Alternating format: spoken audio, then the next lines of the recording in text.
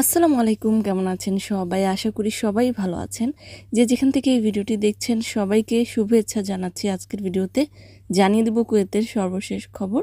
প্রথমেই জানিয়ে দিচ্ছি পোশাক সম্পর্কিত একটি নতুন নিয়মের আপডেট। কুয়েতে পোশাক নিয়ে স্বরাষ্ট্র মন্ত্রণালয় একটি নতুন নিয়ম জারি করেছে। নতুন নিয়ম অনুযায়ী কোনো প্রকার পোশাকেই মাদক দ্রব্যের ছবি সম্বলিত বা লোগো ব্যবহার করা সম্পূর্ণভাবে নিষিদ্ধ।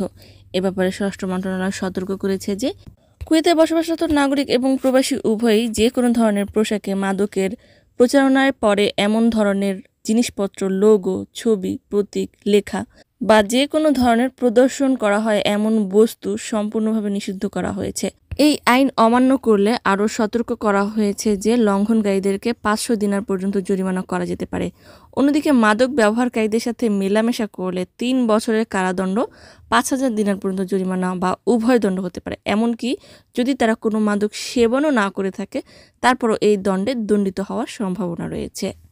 অন্যদিকে স্বরাষ্ট্র মন্ত্রণালয় বিশেষ অভিযানের ব্যাপারে একটি চাঞ্চল্যকর অভিযানের খবর জানিয়েছে। সেখানে বলা হয়েছে যে সালমি এলাকার মরুভূমিতে একটি খেমার ভেতর থেকে বিপুল পরিমাণ মাদক উদ্ধার করা হয়েছে এবং কুয়েতের অভ্যন্তরে এই মাদকগুলো পাচারের উদ্দেশ্যে তৈরি করা হয়েছিল।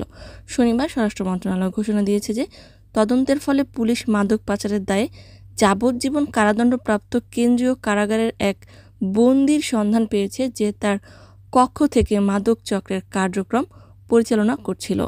পুলিশকে মাদক উৎপাদন, মজুদ এবং ব্যবসায় পরিচালনা বন্দির কার্যকলাপ সম্পর্কে তথ্য দেওয়া হয়েছিল। তদন্তের ফলে পুলিশ সাদ আবদুল্লাহ এলাকা থেকে একজন সন্দেহভাজনকে আটক করে। অতঃপর তার বক্তব্য অনুযায়ী এই অভিযান চালানো হয় এবং এই অভিযানে বিপুল পরিমাণ মাদক জব্দ করা হয়। আটককৃত পণ্যের মধ্যে ছিল 40 কেজি রাসায়নিক কৃত্রিম cannabinoid, 60 KG Lyrica powder, 8 KG গাঁজা, 500 গ্রাম হাশিশ, 5 লিটার সাবু ক্রিস্টাল মেথ তরল এবং অন্যান্য মাদক এবং মাদক তৈরির সরঞ্জাম সহ বিপুল পরিমাণ তৈরিকৃত মাদক। এ ব্যাপারে সতর্ক হিসেবে বলা হয়েছে যে আটককৃতদের বিরুদ্ধে কঠোর আইনি ব্যবস্থা নেওয়া হবে, এমনকি মাদকের শাস্তি মৃত্যুদণ্ড হিসেবে কার্যকর করা হতে পারে। অন্যদিকে কুয়েত পুলিশ ফরওয়ানিয়া এলাকা থেকে কয়েকজন ভুয়া সিভিল আইডি তৈরিকারক ব্যক্তিকে আটক করেছে। তদন্তে আরও বলা হয়েছে যে আটককৃতরা একটি সিভিল আইডি কার্ড তৈরি করতে 40 দিনার থেকে 130 দিনার পর্যন্ত পেমেন্ট গ্রহণ করে থাকত এবং গ্রাহকদেরকে ভুয়া সিভিল আইডি কার্ডের ঠিকানা প্রদান করত। আটককৃতদের বিরুদ্ধে আইনি ব্যবস্থা নেওয়া হবে। কুয়েতস্থ বাংলাদেশ দূতাবাস হতে প্রকাশ করা হয়েছে যে বেশ কিছু পাসপোর্ট বাংলাদেশি প্রবাসীদেরকে বিতরণের জন্য প্রস্তুত হয়ে রয়েছে। যারা বানাতে দিয়েছিলেন যোগাযোগ করতে পারেন অফিস চলাকালীন সময়ে সকাল 9টা থেকে বিকেল 3টা 30 পর্যন্ত। সম্মানিত ভিউয়ার্স, আজকের মতো এই ছিল আপডেট। পুরো ভিডিওটি দেখার জন্য ধন্যবাদ। এই ধরনের ভিডিও পেতে চাইলে ইউটিউব চ্যানেলটিকে সাবস্ক্রাইব করে দেবেন, ফেসবুক পেজটিকে লাইক এবং ফলো করে দেবেন। যারা পূর্বেই করেছেন সবাইকে ধন্যবাদ। আজকের মতো বিদায়। আল্লাহ হাফেজ।